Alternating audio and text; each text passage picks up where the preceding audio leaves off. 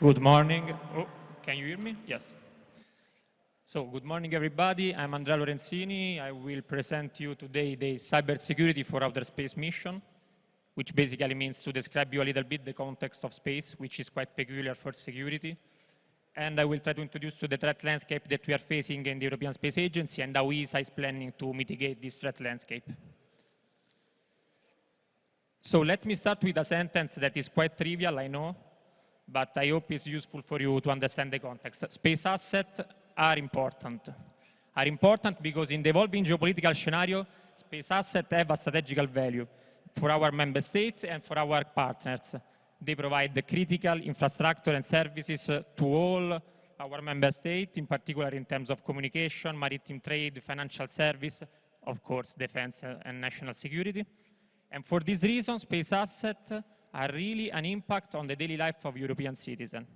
I made some example in the slide. Basically, space assets are crucial if you want to prevent or mitigate disasters like earthquakes and fires, are fundamental backbone in the communication and navigation system that we use, for example, to come here, for planes, cars, phones. And as a last bullet, but this is really just an example, they foster the development of new technologies that then are reflected in all the domain of our society. So for all those reasons, space assets are really a driver for our member state in terms of political, in terms of social, economical, and technological. What this means? Once we agree on this topic of the importance of space assets, the next step is to say that space assets are valuable and therefore need to be protected adequately. The paradigm according to which space assets fully unclassified for civil purposes are not to be protected belong to the past of the prehistory of the space era. Today, we have a range of attackers that can threat our space asset. We see professional hackers, criminal organizations, and even state-sponsored attackers with different objectives. They try to detriment our services, to disrupt our satellite, or to acquire, of course, so we have impact in terms of integrity and availability, but also in terms of confidentiality, because they try to illegally acquire the sensitive data and technology, and let me say also high-value data and technology that we produce through the life cycle of a space mission. For this reason, space asset and in general security for space asset has to be completely renewed and completely rethinked. So, yes, space assets are strategical. This is true. One could argue that space assets have always been strategical for member states, especially in terms of security. It's not new. What has changed so far that caused an increase in terms of attack against our space asset and therefore an increase in terms of demand of cybersecurity for space mission? The answer is the evolution of the threat landscape. The new technologies caused a complete evolution of the threat landscape, enabling new attackers, even low-skilled attackers, in perform cyber threats against our system and against our entire mission. In the prehistory, in the first stages of the space era, the basic assumption in terms of security for space mission was that space mission, let me call it satellite for simplicity, satellites are intrinsically protected by the fact that they are separated physically from ground. So you have the Earth, space, and in order to launch an effective attack against a space mission, you would require even a high-skilled attacker with high resources, high motivation, and therefore we could consider, at least for civil mission, that space missions are intrinsically protected. This paradigm is not more true, because new technologies, especially in the field of cyber, have enabled a complete new set of attackers in performing threats. Roughly, we have, for space mission, 3 kinds of threats categories: physical threats, logical threats, and electromagnetic threats. I tried to depict in this slide all these threats, but you have to forgive me if it's not so clear. So physical threats are the classical anti-satellite missiles, so all the threats that target and have a physical effect on the satellite. Anti-satellite missiles, which can be deployed on ground, but also in orbit, and this is in the newspaper in the last period, and have been already tested against their own satellite, of course, by at least 4 states in the world. Among the physical weapons, we have also all the direct energy weapons that can target our sensor and system, for example, blinding a space sensor, which make the satellite completely useless. Then we have the electromagnetic. Electromagnetic attacks are all those attacks that target the radio frequency spectrum through which we communicate with the satellite and we receive data from the satellite. Among the electromagnetic threat, I would like to mention the jamming, which is, of course, an attack against the availability of our system and can prevent a ground segment to acquire data from the satellite or a ground segment to communicate telecommand to the satellite. So you can understand the impact of this kind of threat because basically you cannot acquire the data, and so it's useless to have the mission in orbit.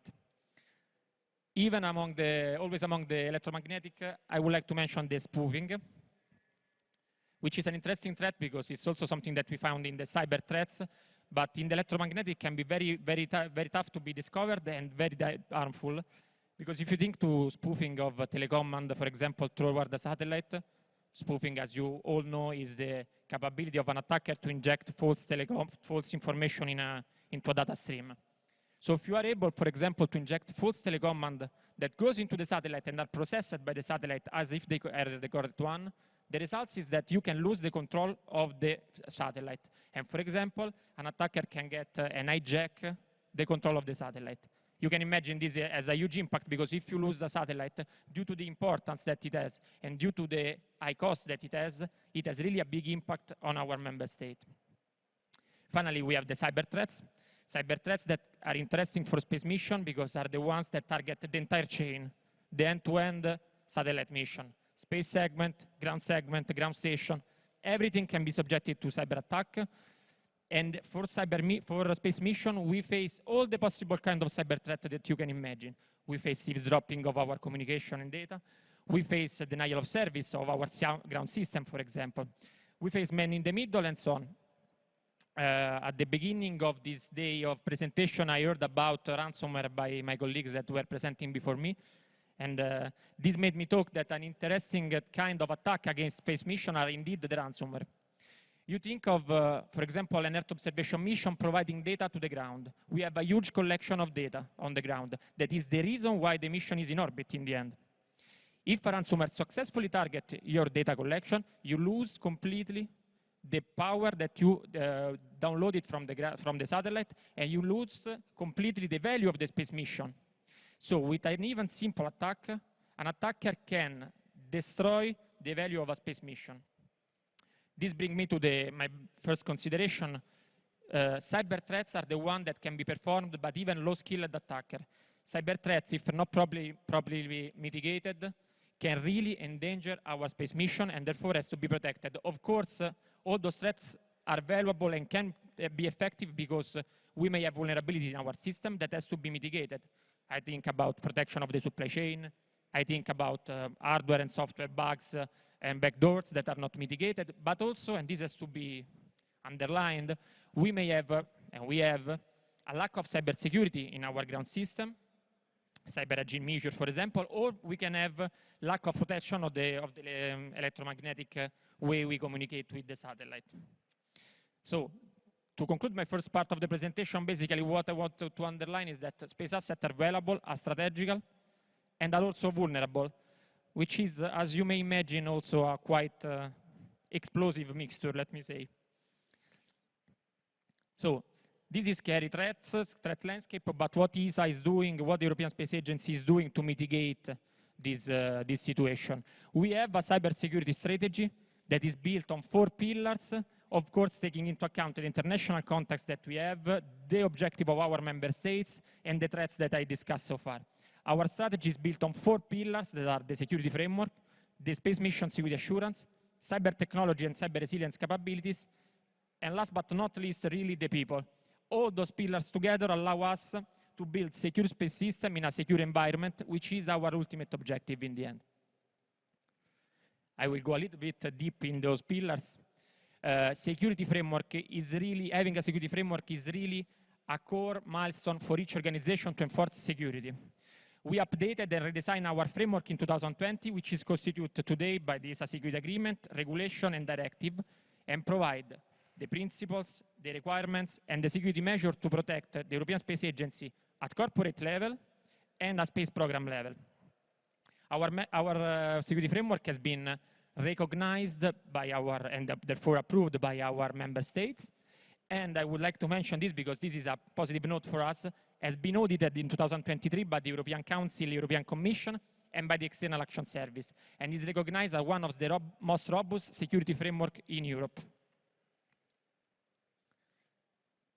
So, space program security assurance. One core principle that is stated in our framework is that security, in order to be effective, has to be managed as a process throughout the life cycle of each space program, of each space mission. Our framework defines very well the roles and responsibilities in terms of security, and in particular define the function of security assurance, which is in charge of the ESA security department. Basically, what does it mean? Security assurance means to go from the conception of a mission up to the disposal, moving from the design, development, testing, operation, in order to be sure that the mission is compliant with our framework principles. The result is that each mission can really certify to an independent body, which is the ESA security department for which I work, certify as designed, as built, and as operated that its mission is secure. Secure respect to the risk that it's going to face. Indeed, the one tool that we use that for me is very important is the independent security risk assessment process. So basically, the security department of ESA independently analyzes, with different level of engagement depending on the criticality and sensitivity, of course, analyze each mission from a security standpoint, identify the security risk, propose a security measure and security requirement to mitigate those risks, and then assess the final residual risk. This tool is very important and allows us to define a security measure tailored for our needs, not only for our classified mission, but also for our unclassified mission that, as I mentioned before, are the ones that really need security and cybersecurity. Of course, processes, of course, rules and framework. Then we need the cyber capabilities to really target and make the agency able of addressing the cybersecurity risk that we are facing.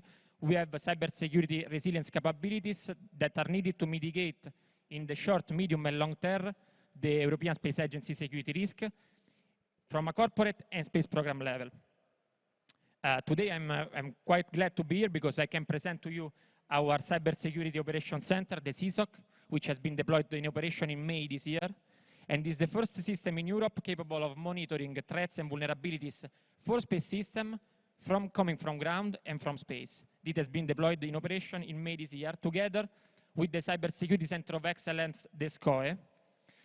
So the CSOC basically is needed to protect the mission while in operation. But as I mentioned before, space mission has to be also designed and developed securely. This is a crucial point of our framework.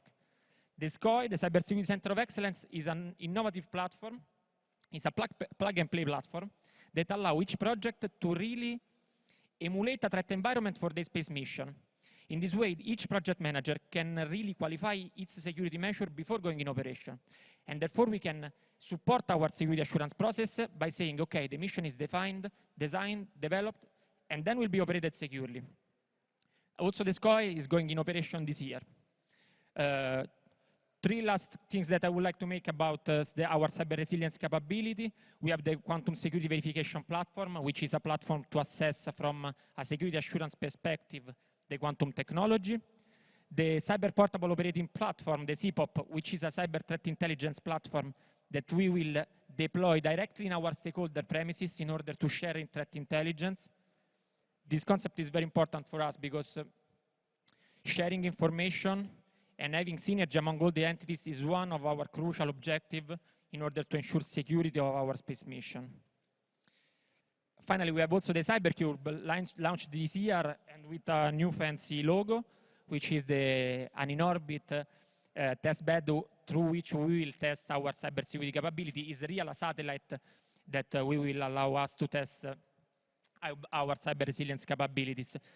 Besides our cyber resilience capabilities, we always have the ESA has always need to protect and monitor the new technology in the field of cyber, because we need to prepare for future development. I mean, in this case, for example, artificial intelligence, we have dedicated working group. I mean also quantum and encryption and authentication, of course, because for us it's really important.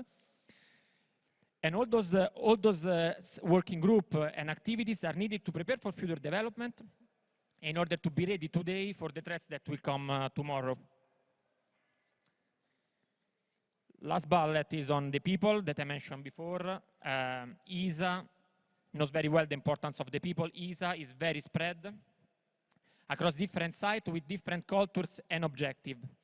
So for us, it's really important to have a security awareness and culture that is at the same time decentralized, and we have the information security officer of each directorate taking care of the security awareness of each directorate, but also centralized and under the supervision of the ESA security department in order to be sure that the security awareness is spread and correctly implemented across all the sites of the agency. Being a scientific agency, the European Space Agency, for us is really important to have this. Otherwise, it's useless to have all the tools and processes if people don't operate securely the things and tools that we provide. I'm going to the conclusion. So our objective in terms of security, of course, of the European Space Agency is really to improve the security posture of the European Space Mission, and let me say also of, not only of ESA, but of all the stakeholders that we have, institutional and industrial stakeholders, of course. Because as we saw before, space industry is not an industry that is used to security. We need to engage our stakeholders in implementing all the necessary security measures to mitigate cyber threats and preparing the mitigation for today, but also taking into account the evolution of the threat landscape of tomorrow. So we need really to pursue synergy with our industrial and institutional stakeholders and partners, and this is why we are deploying all these cybersecurity capabilities that I mentioned before.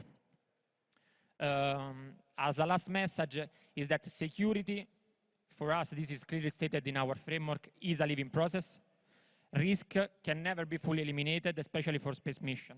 What we need to do is to accept residual risk, to try to mitigate the residual risk and then accept the residual risk, but most of all to strive for a mature and informed security risk management that allow each mission to really understand its security posture. And this is the only way that we have in order to build secure space system in a secure environment. That is, in the end, our final objective. I thank you all for the attention.